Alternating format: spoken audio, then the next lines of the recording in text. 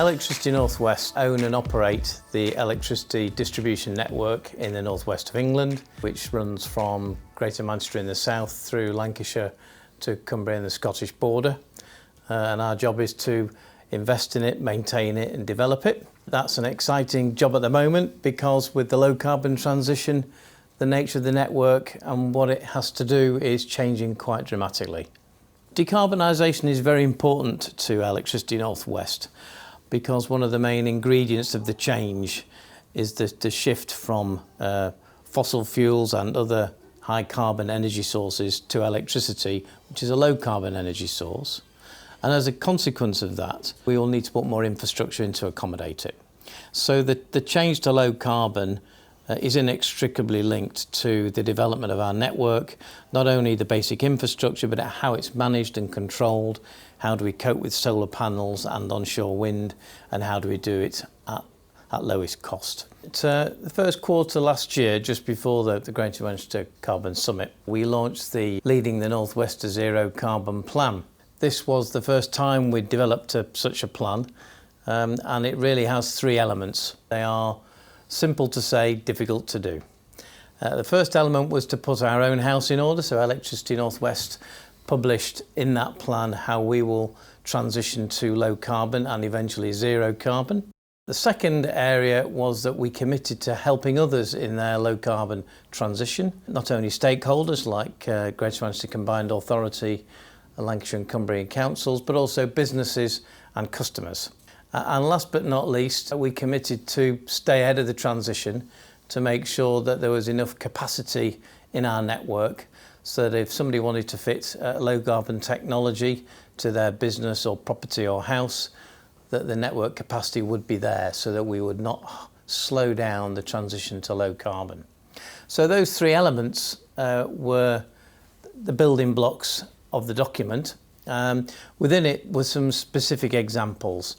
We committed to spending £64 million over a 3-year period out to 2023, investing in efficient transformers in our own network, putting in new infrastructure to support growth, quite a lot of that in the Combined Authority area but also elsewhere in the northwest, investing in our own plant and equipment, and also start to really work with businesses and publicise ways that people can start their own low carbon transition to encourage people to do it and give them the confidence that the capacity will be there. We've also done quite a lot in-house. We said that we'd convert 2 of our depots to be low carbon exemplars and deploy low carbon technology, and we've done that at our depot in Whitegate in Oldham, and we're also doing it at our academy at Blackburn.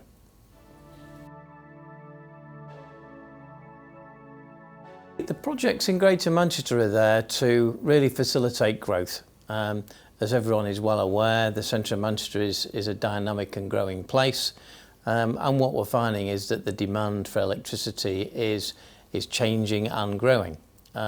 So several of the projects are in the city centre, and what they do is they provide more network capacity through new substations, new primary substations, but also we put in more cabling, which gives us more options to route electricity around the city centre so we can increase capacity at low cost. We're also investing in additional capacity to support enterprise zones and growth areas such as the airport. Manchester was quite bold in coming with one of the early targets of 2038, and that was it really sort of laid down a challenge not only for the parts of the UK but also for the government and also for us. But we were happy to respond to that challenge. It's a target-driven challenge. We don't quite know how we'll get there yet. But it's interesting, even over the last 18 months, part of the jigsaw to get from where we are to where we need to be at zero carbon in 2038 is now a lot clearer. So it's amazing if you have an ambitious target, how quickly you can respond to it as you try to fill the gaps. And I think one of the things that Manchester's taught us is that if you're bold and you really try to meet people's aspirations, it's amazing how quickly you can make progress if you collaborate and work together.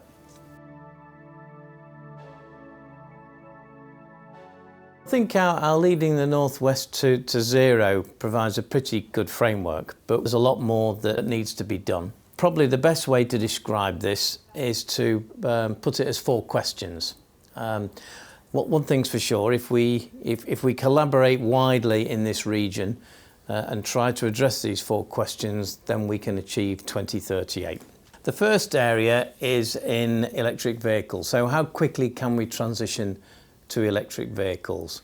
This is very important for us because electric vehicles could double the capacity requirement for our network. So having some idea when electric vehicles will take off is going to be very influential in our plan.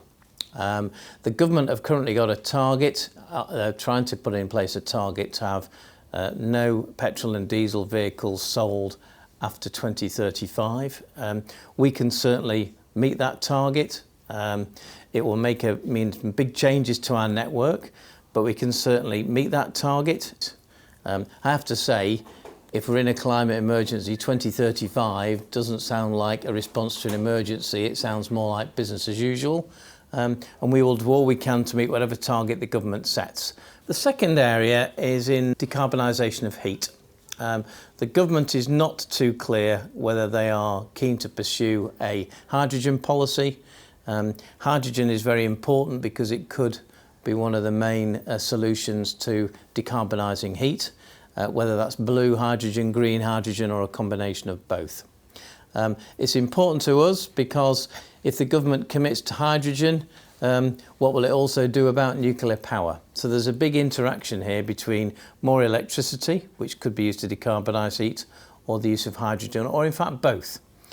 We are not really too worried about the outcome of the government's position. What we want is some clarity to help us invest.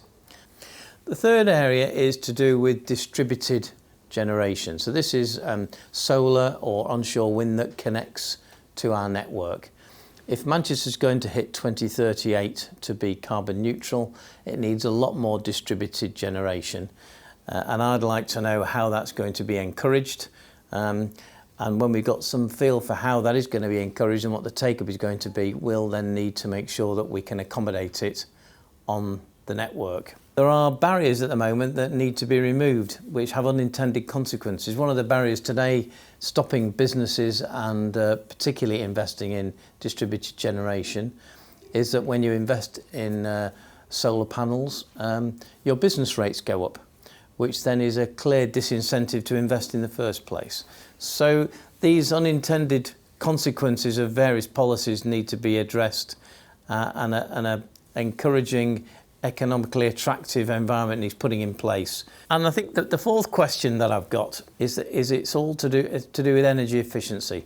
The best way to reduce carbon is to reduce the amount of energy that we use, and that means improving the efficiency of buildings and operations. And I'd like to know really what the government plans to do and what local and regional leaders plan to do about encouraging energy efficiency. This is vitally important for us as well, because the more efficiently we use energy, the less electricity will need to be used. If we use less electricity, we'll have to invest less. If we have to invest less, then the costs will be lower and bills to customers will be lower.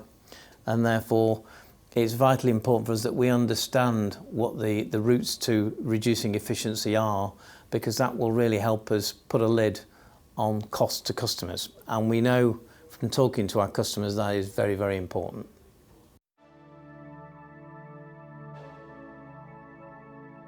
Now is a very important time for our business because we're very much planning for the future. Our business is managed through what we call price control periods, which we negotiate with Ofgem, the regulator. The current price control period finishes in 2023, and we're just starting now to plan the price control period from 2023 to 2028. And this is a critical period that we need to get right. If you look at Greater Manchester Combined Authority's plan to be carbon neutral by 2038, by the end of the next price control, there'll only be 10 years left to go.